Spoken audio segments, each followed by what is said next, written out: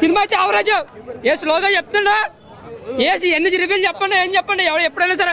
నేను ప్రభాస్ ఫ్యాన్ ఒక ప్రభాస్ సినిమా కూడా బాగోపోతే బాగోలేదని చెప్తున్నావు అంతేగాని ఇక్కడ 4 పచ్చగలం పోగైపోయి బెదిరిపోతావా. సినిమా యావరేజ్, బ్యాక్గ్రౌండ్ స్కోర్ ఏమీ లేదు. ఆయన ఒక ఇచ్చిన 4-5 మూమెంట్లు ఉన్నాయి అంతే. సినిమాలో ఏమో ఉందని ఏదో స్లోగా ఏదో మాసుగా ట్రై చేద్దాం మిస్ ఫైర్ అయిందని చెప్తాను.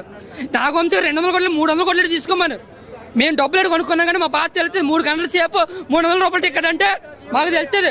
సినిమా వరకు చూసుకుంటే ఒక యావరేజ్ మూవీని ఎవరు వచ్చినా సరే ఒకసారి అయితే చూస్తారు, రెండోసారి చూసి అంత సినిమా కాదు అని తెలుగు. ముఖ్యంగా విజయ్ దేవరకొండ యాక్టింగ్ అయితే అది బాగుంది కానీ విజయ్ దేవరకొండ యాక్టింగ్ అనే విలన్ రోల్ వెంకటేష్ రోల్ అయితే మాత్రం చెండాడని చెప్పాలి. సో ఓవరాల్ గా చూసుకుంటే మామూలు టికెట్ చూపించమన్నాడు, టికెట్ చూపించాం అవతల టికెట్ చూపమంటే గొప్ప మూసిపోతున్నాడు. అది అవునా? టికెట్ తీసుకుని సినిమా చూసాం, 3 గంటలు నరకేతను పడ్డాము. సినిమా బాగాలేదు కూడా బాగాలని చెప్తాం. ఫేక్ రివ్యూలు చెప్పాల్సిన అవసరం మాకే వచ్చింది.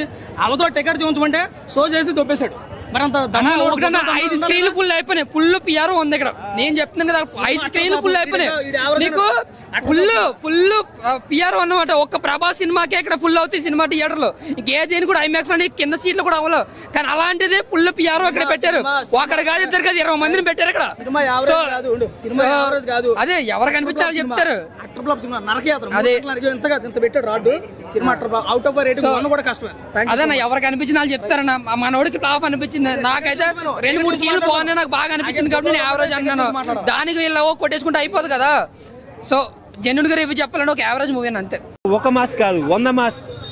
అంటే తెలంగాణలో ఇటువంటి హీరో పుట్టినందుకు తెలంగాణ అంతా గర్వించాలి. రేవంత్ రెడ్డి పక్కన కూకోబెట్టుకున్నాడని చూసుకోండి ఆయన యాక్టింగ్ ఎలా ఉంటుందో.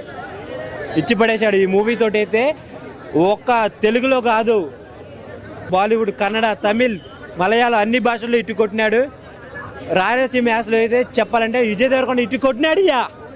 ఇచ్చి పడేశాడు. అనిరుద్ధ్ మ్యూజిక్ ఇంకా ఆ సీట్లో వైబ్రేషన్ దరదలు ఆడిపోతా ఉంది. ఇచ్చి పడేశాడు అనిరుద్ధ్ అయితే. ఆ మేడం గారి గ్లామర్ చూస్తా ఉంటే నేనే లవ్లో పడిపోయాను ఈ మూవీ చూశాక. నా గుండె కొద్దిసేపు మేడం గారు చూశాక, అంతసేపు వైలెన్స్ చూసి మేడం చూసిన తర్వాత రొమాన్స్ వచ్చేసింది బాడీకి. ఒక స్మైల్ వచ్చేసింది, ఒక కలర్ వచ్చేసింది, ఒక 2500 క్యాలరీల బలం వచ్చేసింది మేడం చూశాక. క్లైమాక్స్ అయితే అల్టిమేట్ బ్రో. యాక్షన్ సన్నివేశాలు ఎదిరిపోనున్నాయి. కింగ్డమ్ 2 కూడా ఉంటుందని నేను ఎక్స్పెక్ట్ చేస్తున్నా. బరాబర్ ఉంటుంది కింగ్డమ్ 2 అయితే. 4.5 ఇవ్వచ్చు. అదిరిపోనుంది మూవీ. ఇంకొకటి సినిమా చూసి బయటికి వస్తుంటే సినిమా చూడక ముందుకి వాడు బయట నుంచి వస్తే సినిమా రాడు దింపింది అంట, తొక్క అంటే అంటుండవు. ఎవడన్నా సినిమాని తొక్క అంటే వాడు పెద్ద చెక్క అంట. నేనైతే ఇగో ఇండస్ట్రీ నుంచి చిన్న అడుగు చిన్న పాత్రలు చేసుకుంటే సపోర్ట్ అంత పెద్ద హీరో అయ్యిండు. మనం కూడా సపోర్ట్ చేయాలి. అలాంటి ఇండస్ట్రీకి వచ్చిన హీరోకి మనం సపోర్ట్ చేయాలి. అల్లు అర్జున్ ఫ్యాన్స్ అసోసియేషన్ తరపున చెప్తున్నా, అల్లు అర్జున్ అన్నకి సినిమా రిలీజ్ అయ్యే ముందు టీ షర్ట్ ఏ విధంగా ఇస్తాడో అల్లు అర్జున్ అన్నకి గిఫ్ట్ ఇచ్చేసిండు విజయ్ దేవరకొండ. బట్టలు కొట్టి ఆ పుష్ప రికార్డ్ కి దగ్గర ఇద్దరు అన్నదమ్ములు అయిపోతారు అంతే. సినిమా మాత్రం block buster. Pushpa record break చేయదు. పుష్పనే పుష్ప అల్లు అర్జున్ అన్న అయితే విజయ్ దేవరకొండ తమ్ముడు అంతే. అట్లా ఉండదు. దేని క్యారెక్టర్ దానికి ఉంటుంది, దేని దానికి సంబంధం ఉంటుంది, దేనికి మనకు పోల్చొద్దు. ఒకరు చెప్పాలంటే మేము చెప్పాలంటే విజయ్ దేవరకొండ క్యారెక్టర్ లో ఈ సినిమా మాత్రం అసలు ఇంతవరకు ఊహించుకోము. అంత మంచి సినిమా, బ్లాక్ బస్టర్. దేవరకొండ గారు హిట్ కొట్టాలి, పెద్ద హిట్ కొట్టాలి. అదే ముందే చెప్పాడు కదా తిరుపతిలో డైలాగ్, వెంకన్న స్వామి కొంచెం సపోర్ట్ చేస్తే చాలు స్వామి టాప్లో వెళ్ళి కూర్చుంటా అన్నాడు కదా. సో దాని హైప్ ఆయన ఆలోచన ఆ వేలో ఉందంటే సినిమా ఎలా ఉంటుందని ఆలోచించవచ్చా. బట్ చాలా బాగా చేశారు యాక్టర్. సినిమాని ఒక హైప్ పిచ్లో తీసుకెళ్ళి సెకండ్ హాఫ్లో డమాలని పడేసాడు అనిపించింది. ఆ క్లైమాక్స్ కావచ్చు, ఇంకా కొన్ని దాని ముందు సీన్స్ కావచ్చు, కొన్ని ఇబ్బంది పెట్టారు. అవి మనకు తెలియదన్నా. బట్ ఆయన వైజ్ ఆయన చూపించిన విధానం కావచ్చు, రిమైనింగ్ థింగ్స్ సూపర్ అనిపిస్తుంది. బక్కోడి మ్యూజిక్ కావచ్చు, ఇంకా హీరోయిన్ ప్రజెన్స్ ఉంది. బట్ ఇంకా ఏదైనా సీన్స్ ఉంటే బాగుండేదేమో. ఒక పాయింట్ తర్వాత సినిమా ఎటు వెళ్తుందో అర్థం కాలేదు. డైరెక్టర్ ఏం చెప్పాలనుకుంటున్నారో అర్థం కాలేదు. Gautam screenplay okay, first hour బాగానే ఉంది. ప్రీ ఇంటర్వెల్ సీన్స్లో అండ్ అనిరుద్ధ్ బీజం బాగా వర్కౌట్ అయింది సినిమాకి. బట్ సెకండ్ హాఫ్లో మాత్రం సినిమా ఎటు వెళ్తుందో అర్థం కాలేదు.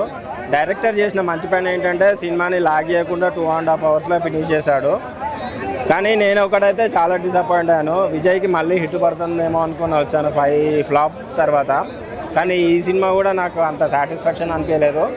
బట్ ఒకటైతే చెప్పగలుగుతా, ప్రీవియస్ మూవీస్ తోటి కంపారిజన్ చేసుకుంటే ఈ మూవీ కొంచెం బెటర్ పెర్ఫార్మెన్స్ ఇచ్చాడని చెప్పచ్చు.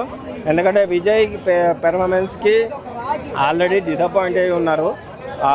అర్జున్ రెడ్డి తర్వాత గీతా గోవిందన్ తర్వాత ఒక పెర్ఫార్మెన్స్ బాగుంది. కానీ స్టోరీలో మెయిన్ ప్రాబ్లం వచ్చేసి కంటెంట్ లేదు.